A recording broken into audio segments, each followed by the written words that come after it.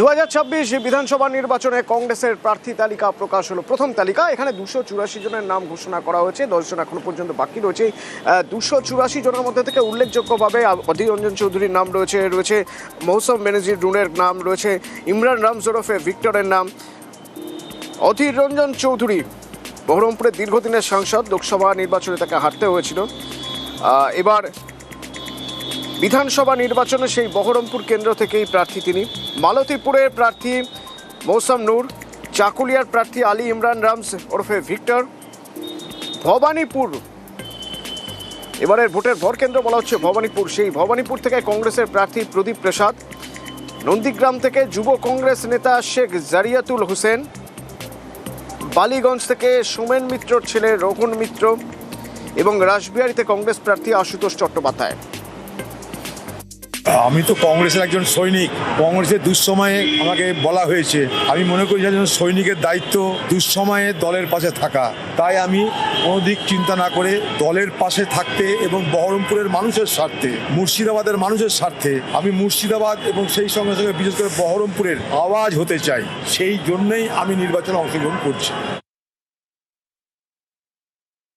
দল দেখুন আমাকে অনেক বড় দায়িত্ব দিয়েছে এবং আমি দলের কর্মী হিসেবে আমার 100% দেওয়ার চেষ্টা করব। উত্তর মালদার আমি 2 বার সাংসদ ছিলাম। দল আমাকে সুযোগ করে দিয়েছিল মানুষের দুঃখে সুখে মানুষের পাশে থাকার। তার মধ্যে মালতীপুরও একটা গুরুত্বপূর্ণ এলাকা ছিল যেখানে আমি প্রচুর কাজ করেছি। আমি বিশ্বাস যে আমরা যখন নামবো, মানুষ এর আগেও কংগ্রেসের পাশে ছিল এবং এই 2026-এর বিধানসভা নির্বাচনে কংগ্রেসের মালদা জেলায় খুব ভালো রেজাল্ট হবে এবং মালতীপুরে অবশ্যই আমরা জিতব। আর কংগ্রেসের প্রার্থী তালিকা ঘোষণা হতেই দেখা যাচ্ছে যে মালদা চাঁচলে, সেই চাঁচলে বিক্ষোভ, কারণ তাদের প্রার্থী পছন্দ নয়। স্থানীয় কংগ্রেসের যে নেতাকর্মীরা যারা রয়েছেন, সমর্থকরা, তারা বিক্ষোভ দেখাচ্ছেন, কারণ কংগ্রেসে এবারে প্রার্থী প্রাক্তন বিধায়ক আসিফ মেহবুব। কিন্তু এই প্রার্থী পছন্দ নয় কংগ্রেস কর্মী সমর্থকদের। প্রার্থী বদলের দাবিতে তারা দলীয় অফিসে ভাঙচুর চালান। তরলতলা মোড়ে আসবাবপত্র, টায়ার চালিয়ে অবরোধ করা হয়। যদিও প্রার্থী দাবি করছেন যে সকলকে নিয়েই লড়াই করবেন। যতক্ষণ না আন্দোলন জনিকে আবার পুনরায় ঘোষণা করছে জেলা প্রেসিডেন্ট, ততক্ষণ আমরা এই আন্দোলন চলবে। এটার কারণ হচ্ছে আমরা যেটু বাইরে শুনতে পাচ্ছি, ওরা তৃণমূলের সঙ্গে সেটিং হয়েছে। ঈশা খান কত কোটি টাকা খেয়েছে আমাদের জানা না, তার সঙ্গে শোনা যাচ্ছে যে আর কি শুভঙ্করও টাকা খেয়েছে। টাকার বিনিময়ে কি প্রার্থী পদ বিক্রি করা হলো?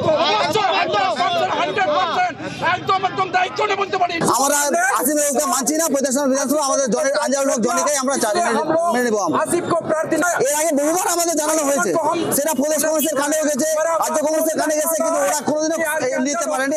আমাদের এটা জানতে পারছে না ওরা। আমাদের এখন একটাই দাবি, আঞ্জার জনকে চাই, নাহলে আমরা রাস্তা থেকে উঠবো।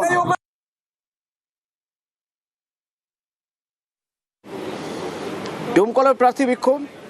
কংগ্রেসের প্রার্থী শাহনাজ বেগমের নাম ঘোষণা হতেই ডোমকলের পার্টি অফিসে বিক্ষোভ স্লোগান।